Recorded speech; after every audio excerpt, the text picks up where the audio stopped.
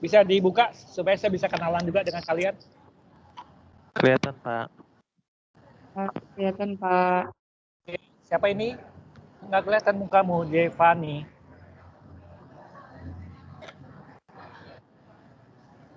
Mati lampu, Pak. Oke, Trimedes. Oke, Trimedes, Devani. Siapa lagi nih? Leli. Oke, Trisera. Oke, mana? Ripse. Oke, sama Yesiska. Cuma berenam. Satu lagi gimana? Reza belum mungkin Pak Reza. Reja ada udah masuk? Reja Sevilla Sipayung. Mana orangnya? Mana? Si Reza mana? Ah, ini Reza ya. Oke. Oke, ini udah lihat ya. Jadi kita daring ya kita udah tahu lah, udah lihat mukanya. Nanti sesaat ya dalam berbagai momen ya mungkin kalau ketemu di kampus say hello lah, karena saya juga mungkin nggak kenalin kalian gitu ya. Oke, ini berhubungan dengan sinyalnya supaya kuat. Ini kameranya saya matiin, tapi kita sudah kenalan, sudah kenal wajahnya gitu ya. Oke guys, saya matiin dulu kameranya ya. Kita bisa mulai gitu ya. Oke.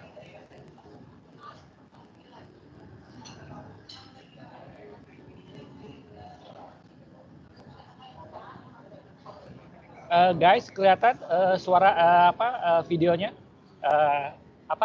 Share screen-nya kelihatan, Pak. PPT-nya. Kelihatan. Saya kelihatan. Oke, jadi saya Indra Halim. Oke. Ini latar belakang pendidikan saya. Jadi saya juga S1-nya lulusan dari UKI. Oke. Kemudian lanjut ke kampus lain. Oke. Ambil magister akuntansi. Kemudian udah ambil juga AK. Gitu ya.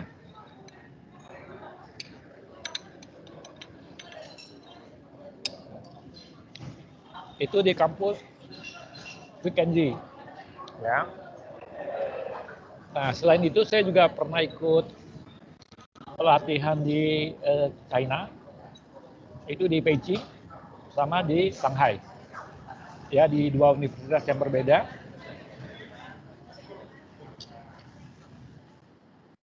Kemudian ada beberapa sertifikasi. Sertifikasi AK dari Kementerian Keuangan. Jadi dan sebagai negara akuntan. Kemudian juga chartered accountant. Chartered accountant ini berasal dari sertifikasinya dari IAI. Nanti saya akan ajak kalian touring ke website IAI, apa yang IAI lakukan. Oke, kalian kan jurusan akuntansi kan? Halo? Ya, Pak. Ya. Nah, jadi nanti kalian akan lihat bahwa lembaga profesi apa yang menunjang karir kalian nantinya. Kalau kalian berniat untuk melanjutkan di bidang, berkarir di bidang akuntansi. Nanti akan saya perkenalkan, sehingga kalian lebih, merasa ada dukungan. Karena lembaga profesi ini harusnya kalian manfaatkan untuk menunjang karir kalian. Gitu ya. Oke.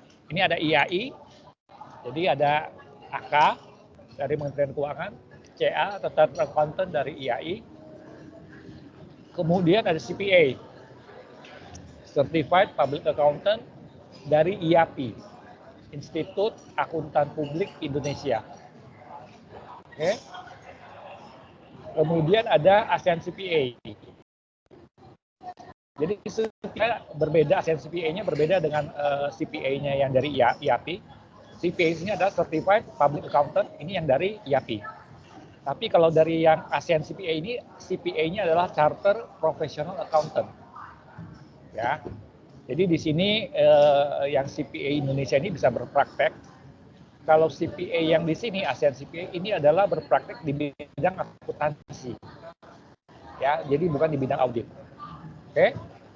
Di mana ini mendapat pengakuan di 10 negara ASEAN ke profesionalismenya, gitu ya.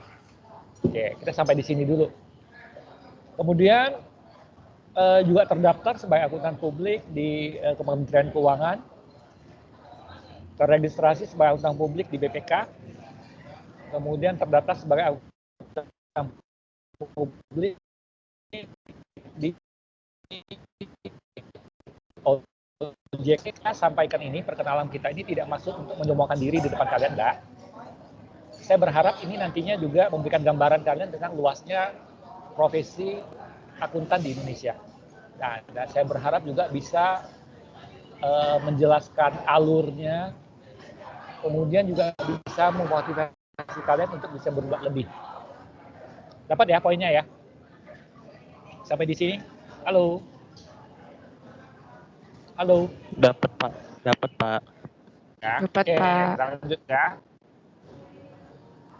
Dapat, Pak. Oke, ini pengalaman yang pernah saya dapatkan.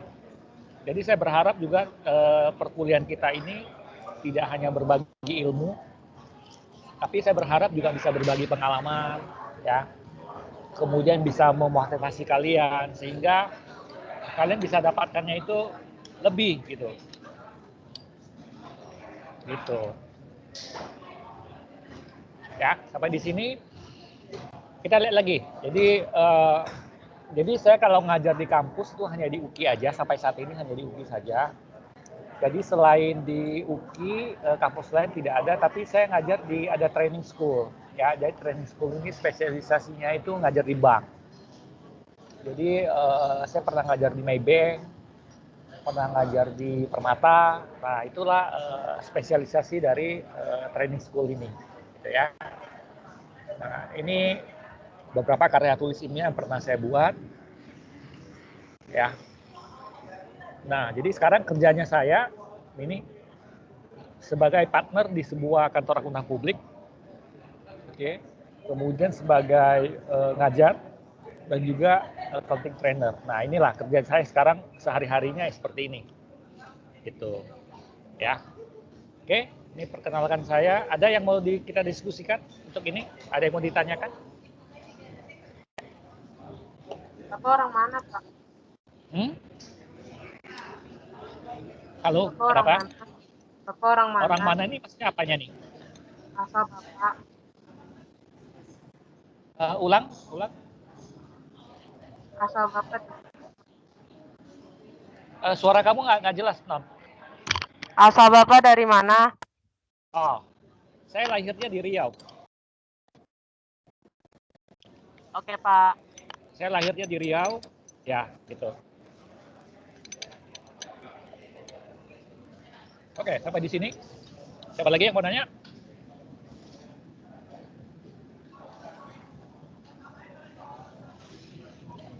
Ada lagi yang mau nanya? Oke, kita lanjut ya. Ini perkenalan, jadi kalian tahu, kalian dengan kita ngobrolnya seperti apa, oke? Kemudian ini konsep perkuliahan kita, ya, konsep perkuliahan kita. Bisa lihat slide-nya? Halo guys. Bisa, Pak. Bisa Pak. Bisa Pak. Oke. Bisa. Nah, jadi perkuliahan kita itu, oke, kita ada temu kelas, tatap muka, atau sekarang tatap online gitu ya. Kemudian ada tugas dan belajar mandiri. Ya. Dan saya akan memberikan tugas yang cukup banyak untuk kalian. Jadi saya perlu proaktif dari kalian untuk belajar, untuk menggali. Jadi kalian kebayang, kalau kalian ambil 3 SKS, artinya ini 2 SKS ya. 2 SKS artinya kalian harus ada tugas untuk belajar mandiri juga 2 SKS. Ya kan, belajar mandiri 2 SKS dan tugas juga 2 SKS. Gitu. Jadi totalnya nggak sekedar tatap muka selesai udah. Gitu. Nah, sebagai evaluasi kita ada UTS sama UAS. Ya, jadi ini saya tekankan bahwa hampir setiap pertemuan itu pasti ada tugas.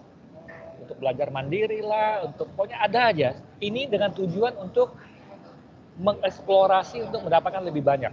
Jadi tidak ada pilihan lain selain kalian coba belajar dan saya hanya mengarahkan. Saya memberikan garis besar.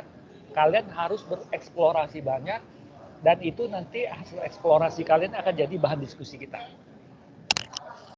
Nah, ini polanya. Nah, jadi bagi kalian yang tidak sepakat dengan pola seperti ini, ya mungkin kalau ada kesempatan ya harus pindah kelas, karena saya akan keras untuk hal ini. Sampai di sini guys. Gimana guys? Ada yang mau didiskusikan guys? Ngerti Pak. Ya, ada Pak. Yang lain oke? Oke Pak. Ya.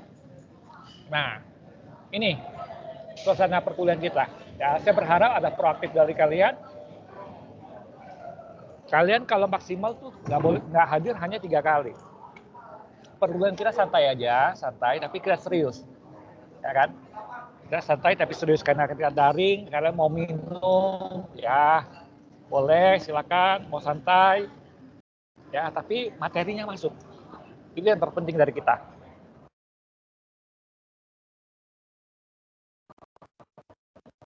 Saya bilang tugas sama belajar mandiri. Ini poinnya di sini.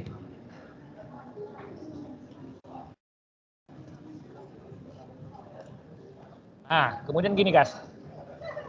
Ini yang terpenting yang saya bilang bahwa setiap kali pertemuan itu ada tugas, itu kita belajar itu adalah pada saat tatap muka, mengerjakan tugas, belajar mandiri, itu belajarnya pada saat itu. Tapi ketika UTS, UAS, kita nggak belajar lagi. Kita hanya merefresh atau menyegarkan materi yang sudah kita pahami sebelumnya. Oke? Jadi dalam perkuliahan kita itu nggak ada istilah sistem kebut semalam, besok mau ujian baru kita belajar. Oh ini dulu dari mana angkanya ya, ini gimana konsepnya, kita nggak belajar, kita nggak bicara itu lagi. Kita bicara adalah belajar itu adalah ketika di sini guys. Lihat pointer yang saya gerakin guys.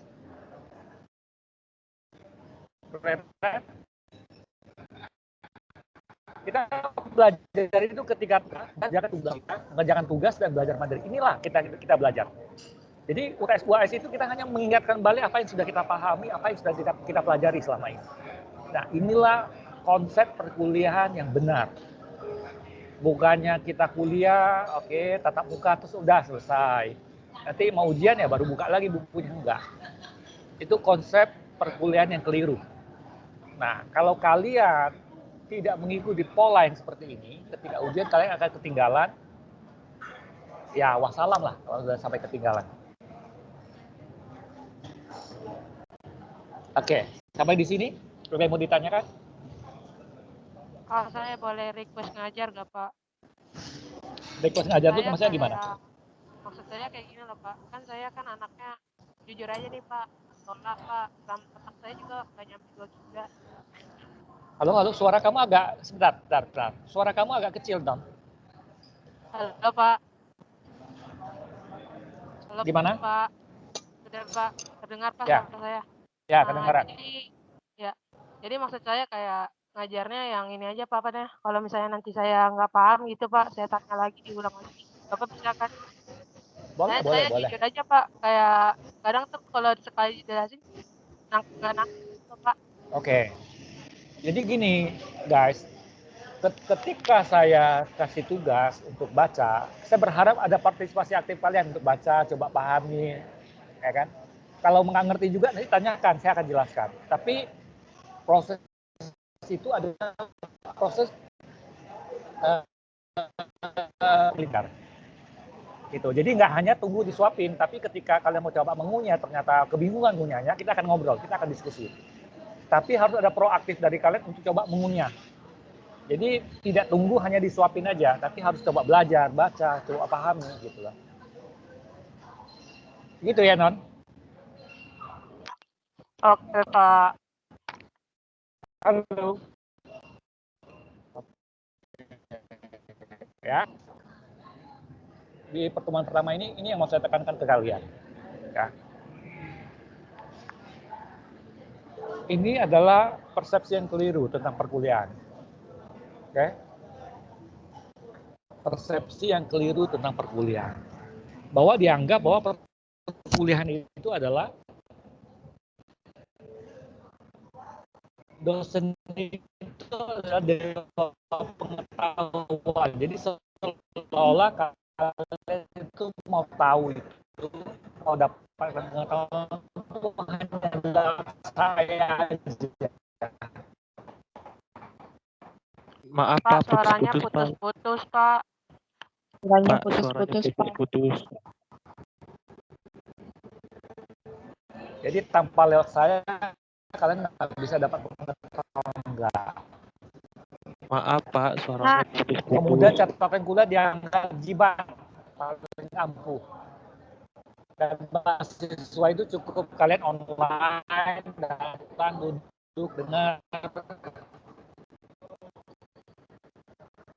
Kalau saya berpikir, ini adalah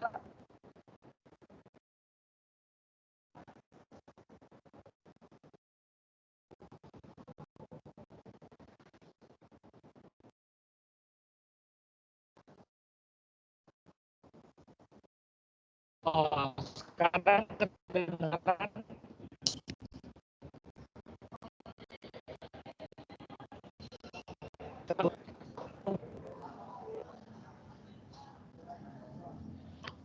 Pak, suaranya putus-putus.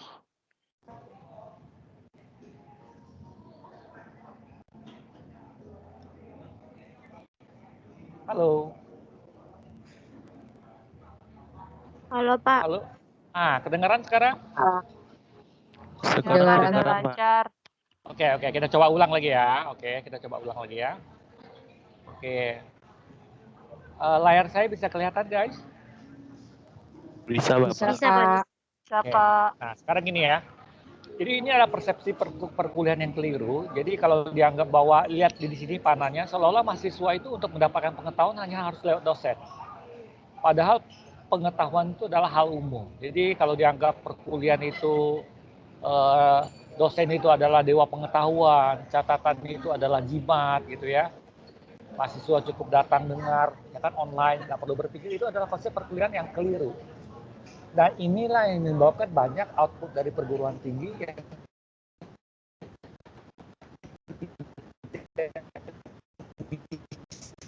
kerja. Karena dia nggak punya kompetensi, dia datangnya coba ke perusahaan itu hanya membawa selebar sertifikat. Maaf Pak, suaranya terputus-putus. Ijazah.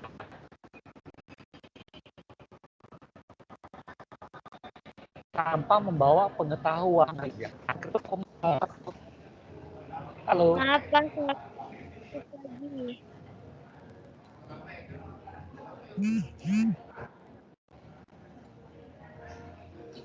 Guys, Iya Pak. Sudah lancar kembali, Pak. salah sinyal pula lagi nih ya. Gini. Kasih saya waktu, saya cari tempat yang sinyalnya lebih bagus buat bisa. Baik Pak, nggak apa-apa Pak. Oke, Pak. Oke, tunggu saya cari tempat dulu. Nanti saya hubungin kembali. Saya matiin dulu, nanti saya hubungin kembali ya. Baik Pak. Oke. Sorry ya. Saya cari tempat yang lebih bagus ya. Oke.